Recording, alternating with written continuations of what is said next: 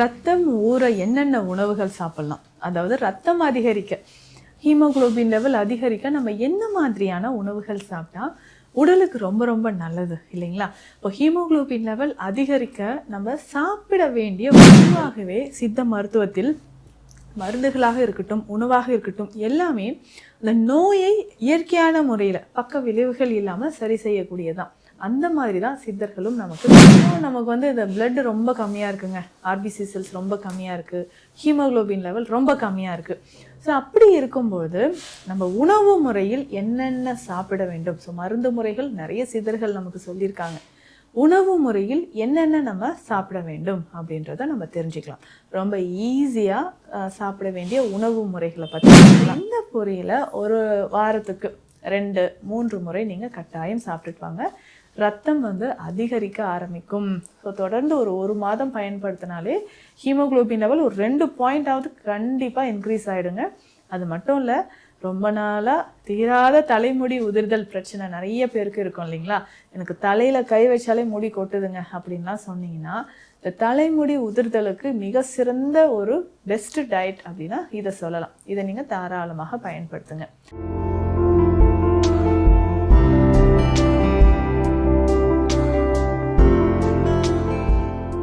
வணக்கம், நான் doctor Nithya, Siddha physician. ரத்தம் ஊற என்னென்ன உணவுகள் சாப்பிடலாம், அதாவது ரத்தம் அதிகரிக்க, ஹீமோகுளோபின் லெவல் அதிகரிக்க நம்ம என்ன மாதிரியான உணவுகள் சாப்பிட்டா உடலுக்கு ரொம்ப ரொம்ப நல்லது இல்லைங்களா? இப்போ ஹீமோகுளோபின் லெவல் அதிகரிக்க நம்ம சாப்பிட வேண்டிய உணவுகள் பொதுவாகவே சித்த மருத்துவத்தில் மருந்துகளாக இருக்கட்டும், உணவாக இருக்கட்டும், எல்லாமே அந்த நோயை இயற்கையான முறையில் பக்க விளைவுகள் இல்லாமல் சரி செய்யக்கூடியதான். அந்த மாதிரி தான் சித்தர்களும் நமக்கு சொல்லியிருக்காங்க. இப்போது நமக்கு வந்து இந்த பிளட் ரொம்ப கம்மியாக இருக்குங்க, ஆர்பிசி செல்ஸ் ரொம்ப கம்மியாக இருக்குது, ஹீமோகுளோபின் லெவல் ரொம்ப கம்மியாக இருக்குது. ஸோ அப்படி இருக்கும்போது நம்ம உணவு முறையில் என்னென்ன சாப்பிட வேண்டும், ஸோ மருந்து முறைகள் நிறைய சித்தர்கள் நமக்கு சொல்லியிருக்காங்க. உணவு முறையில் என்னென்ன நம்ம சாப்பிட வேண்டும் அப்படின்றத நம்ம தெரிஞ்சுக்கலாம். ரொம்ப ஈஸியாக சாப்பிட வேண்டிய உணவு முறைகளை பற்றி பார்க்கலாம். முதல்ல நம்ம சொல்லக்கூடியது முருங்கை கீரைங்க. முருங்கை கீரை கூட்டு. ஸோ இந்த முருங்கை கீரையை எப்படி நம்ம கூட்டு மாதிரி செய்து சாப்பிடும்போது ரொம்ப எளிமையாக ரத்தம் அதிகரிக்கும் அப்படின்றத நம்ம தெரிஞ்சுக்கலாம். இப்போ இந்த முருங்கைக்கீரை கூட்டு வந்து இதனோட கருப்பு எள்ளு சேர்த்து நீங்கள் சமைத்து சாப்பிடணும். ஸோ அவ்வளோ டேஸ்டியாக இருக்கும், ஹெல்த்தியாக இருக்கும். ஸோ பெரும்பாலும் பார்த்தோம்னா இந்த முருங்கை கீரையை சின்ன வெங்காயம் சேர்த்து பொரியல் மாதிரி சாப்பிடுவாங்க. ஸோ அப்படி சாப்பிடும்போது அந்த மாதிரி டெய்லி ஒரு 2 கைப்பிடி அளவு அந்த முருங்கை கீரை பொரியலாக நீங்கள் எடுத்துக்கும் போதும் ரத்தம் உங்களுக்கு அதிகரிக்க ஆரம்பிக்கும். ஸோ தொடர்ந்து இல்லைன்னா வாரத்தில் கட்டாயமாக 2-3 முறை இதை நீங்கள் பயன்படுத்தியே ஆகலாம். இப்படி சாப்பிடும்போது ஈஸியாக உங்களுக்கு ரத்தம் அதிகரிச்சிருங்க. சரி, இது எப்படிங்க நம்ம செய்யலாம்னா, இதை செய்யக்கூடிய சமயத்தில் உங்களுக்கு சின்ன வெங்காயம் கட்டாயம் பயன்படுத்திக்கோங்க. சீரகம், கருப்பு எள்ளு நமக்கு தேவை. கொஞ்சமாக தேங்காய் துருவல் எடுத்து வச்சுக்கோங்க. வேர்க்கடலை இருந்தாலும் கொஞ்சம் பொடி செய்து எடுத்துக்கலாம். ஸோ இது எல்லாமே சேர்ந்தா ஈஸியாக நமக்கு பல பிரச்சனைகள் உடல்ல இருந்து குறைய ஆரம்பிக்கும். மூட்டு வலி இருக்கிறவங்களும் இதை தாராளமாக சாப்பிடலாம். அதே மாதிரி இப்போ குழந்தைகளுக்கு பாலூட்டும் தாய்மார்களாக இருக்கட்டும், இல்லைங்க எனக்கு கான்ஸ்டிபேஷன் சிவியராக இருக்குது, ஹீமோகுளோபின் லெவல் ரொம்ப குறைவாக இருக்குது அப்படின்னா இந்த முருங்கை கீரையை பொரியலாக நீங்கள் பயன்படுத்திக்கலாம். சரிங்க, இதை எப்படி நம்ம பயன்படுத்தலாம்னா, வழக்கமாக நம்ம பொரியல் செய்கிறோம்னா கீரையை நல்லா சுத்தப்படுத்தி எடுத்து வச்சுக்கோங்க. இப்போ கொஞ்சம் எண்ணெய், கடுகு, சீரகம்லாம் போட்டுட்டு இதில் சின்ன வெங்காயமும் போட்டு தாளிதம் செய்து கீரையை போட்டு வேக வைக்கணும். ஸோ உங்களுக்கே கீரை வந்து வெந்த பக்குவம் தெரியும் இல்லைங்களா? அந்த சமயத்தில் நம்ம என்ன பண்ணோம்னா கொஞ்சம் எள்ளு சேர்த்துட்டு வேர்க்கடலை பொடியும் சேர்த்து தேங்காய் துருவல் சேர்த்து எடுத்து வச்சுக்கலாம். ஸோ இந்த பொரியலை ஒரு வாரத்துக்கு 2-3 முறை நீங்கள் கட்டாயம் சாப்பிட்டுட்டு வாங்க. ரத்தம் வந்து அதிகரிக்க ஆரம்பிக்கும். ஸோ தொடர்ந்து ஒரு மாதம் பயன்படுத்தினாலே ஹீமோகுளோபின் லெவல் ஒரு 2 பாயிண்டாவது கண்டிப்பாக இன்க்ரீஸ் ஆகிடுங்க. அது மட்டும் இல்லை, ரொம்ப நாளாக தீராத தலைமுடி உதிர்தல் பிரச்சனை நிறைய பேருக்கு இருக்கும் இல்லைங்களா? எனக்கு தலையில் கை வச்சாலே முடி கொட்டுதுங்க அப்படின்லாம் சொன்னீங்கன்னா, இந்த தலைமுடி உதிர்தலுக்கு மிக சிறந்த ஒரு பெஸ்ட் டயட் அப்படின்னா இதை சொல்லலாம். இதை நீங்கள் தாராளமாக பயன்படுத்துங்க. அதற்கு அடுத்ததாக நம்ம பயன்படுத்தக்கூடியது அப்படின்னு பார்த்தோம்னா கேழ்வரகு தான். ரத்தம் அதிகரிக்க கேழ்வரகு, முளைக்கட்டிய கேழ்வரகு, இதை நீங்கள் ரெகுலராக பயன்படுத்திட்டு வரலாம். ஸோ கேழ்வரகு நல்லா முளைக்கட்டி எடுத்த பிறகு இதை அரைத்து வடிகட்டி எடுத்து வச்சுக்கோங்க. கேழ்வரகு பால் நமக்கு கிடைக்கும்.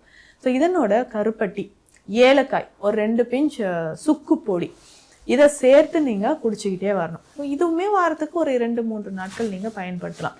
அந்த முளை கட்டிய கேழ்வரகு நல்லா வடிகட்டி, அரைத்து வடிகட்டி இதனோட நம்ம கருப்பட்டி சேர்த்து சாப்பிடணும். அவ்வளோ டேஸ்ட்டாக இருக்குங்க, ஹெல்த்தியானது கூட.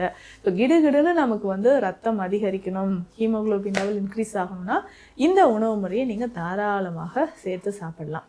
அதற்கு அடுத்தது முக்கியமானது, 3வது முக்கியமான ஒரு உணவு முறை அப்படின்னு பார்த்தோம்னா, இதே கேழ்வரகுல முருங்கைக்கீரை முன்னாடி நம்ம சேர்த்து சாப்பிட சொன்னோம் இல்லைங்களா, முருங்கைக்கீரையை அடையாக நம்ம பயன்படுத்தலாம். ஸோ இதில் இந்த கேழ்வரகும் முருங்கைக்கீரையும் அடையாக சேர்த்து நீங்கள் பயன்படுத்திட்டு வாங்க. இதுலேயே சின்ன வெங்காயம், பூண்டு இதை நீங்கள் சேர்த்துக்கலாம். ஸோ சின்ன வெங்காயம், பூண்டு சேர்த்து கேழ்வரகு அடையாக நீங்கள் பயன்படுத்தும் பொழுது உடலில் நமக்கு ரத்தம் அதிகரிக்கும். ஸோ கழிவுகள் வெளியேற ஆரம்பிக்கும். ஸோ நிறைய பேர் எனக்கு பிளட் இன்க்ரீஸ் ஆகிறதுக்கு இதெல்லாம் சாப்பிட்றேன் டாக்டர், இருந்தாலும் ஹீமோக்ளோபின் இன்க்ரீஸ் ஆகலைன்னா அப்சார்ப்ஷன் குறைவாக இருக்குது. அந்த அப்சார்ப்ஷன் குறைவாக இருக்குன்னா அதை சரி செய்கிறதுக்கு உங்களுக்கு இது ரொம்ப ரொம்ப யூஸ்ஃபுல்லாக இருக்கும். ஸோ இதை நீங்கள் பயன்படுத்தலாம். கேழ்வரகு அடையாக நம்ம பயன்படுத்தலாம். அடுத்து முக்கியமான ஒரு உணவு முறை அப்படின்னு பார்த்தோம்னா கருப்பு உளுந்துங்க. இதை நீங்கள் களியாக செய்து சாப்பிடணும், கருப்பட்டி சேர்த்து. ஏன்னா இந்த கருப்பட்டி அப்படின்னு சொல்கிற ஒரு விஷயம் சாதாரண விஷயமே கிடையாது. உடம்புல ரத்தம் அதிகரிக்க ரொம்ப முக்கியமான ஒரு விஷயம் தான் இந்த கருப்பட்டி. ஸோ இந்த கருப்பட்டியை ரெகுலராக நீங்கள் ஃபாலோ பண்ணிகிட்டே வாங்களேன். ஸோ எல்லா உணவுலையுமே இந்த கருப்பட்டி நம்ம சேர்த்துக்கலாம். ஸோ இப்போது களி செய்யும்பொழுது இந்த உளுந்து களி அப்படின்ற ஒரு விஷயம் ரத்தத்தில் நமக்கு எல்லா விஷயத்தையுமே பாசிட்டிவான விஷயத்தை அதிகரிக்குது. ஹீமோக்ளோபின் லெவல் அதிகரிக்கும். நோய் எதிர்ப்பு சக்தி குறைவாக இருந்தால் அதை இம்யூன் நல்லா பூஸ்டப் பண்ணுறதுக்கும் உங்களுக்கு இது பயன்படுது. ஸோ இந்த கருப்பு உளுந்து நம்ம கருப்பட்டி சேர்த்து, முக்கியமாக இதில் நல்லெண்ணெய் சேர்க்கணும். நல்லெண்ணெய் சேர்த்து நீங்கள் களியாக சாப்பிட்டுட்டு வாங்க, ரத்தம் நல்லாவே அதிகரிக்கும். இது எல்லாருமே எடுத்துக்கலாம். ஸோ பியூபர்ட்டி அட்டன் பண்ணவங்க, இப்போ டீனேஜ் கேர்ள்ஸ் எல்லாம் பிசிஓடி ப்ராப்ளம் இருக்குங்க, எக்ஸஸ் ப்ளீடிங் ஆகுது, இடுப்பு எலும்பு ரொம்ப வலிமை குறைந்து ஓவராக நமக்கு ஒயிட் டிஸ்சார்ஜ் ஆகுது, இந்த மாதிரி இருக்கிற எல்லாருக்குமே இந்த உளுந்து களி, ஸோ கருப்பட்டி சேர்த்து நீங்கள் நல்லெண்ணெய் சேர்த்து எடுத்துக்கிட்டே வரும்பொழுது உடலுக்கு அதிகமான ஆரோக்கிய நன்மைகள் நிறைய இது கொடுக்குது அப்படின்னு சொல்லலாம். ஸோ அடுத்த முக்கியமான ஒரு உணவு முறை என்னன்னு பார்த்தோம்னா மஞ்சள் பூசணி. ஸோ இந்த மஞ்சள் பூசணி ரத்தத்தை அதிகரிக்க ஒரு முக்கியமான ஒரு உணவுங்க. இந்த மஞ்சள் பூசணியை நம்ம எப்படிங்க பயன்படுத்தலாம் அப்படின்னா, நம்ம வீட்டில் கூட்டாக செய்வோம், பொரியல் செய்வோம், சாம்பார் வைத்து சாப்பிடுவாங்க. ஸோ இதில் நம்ம என்ன பண்ணலான்னா, இந்த மஞ்சள் பூசணியை நல்லா வேக வைத்து இதனோடையும் கொஞ்சம் எள்ளு பொடி சேர்த்துக்கலாம்.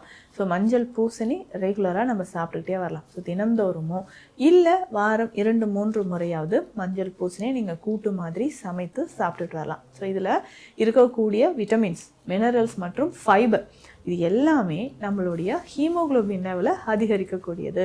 அப்போ ஹீமோக்ளோபின் லெவல் அதிகரிக்க மஞ்சள் பூசணி ரொம்ப சிறந்ததுங்க. இதையும் நீங்கள் பயன்படுத்திக்கிட்டே வரலாம்.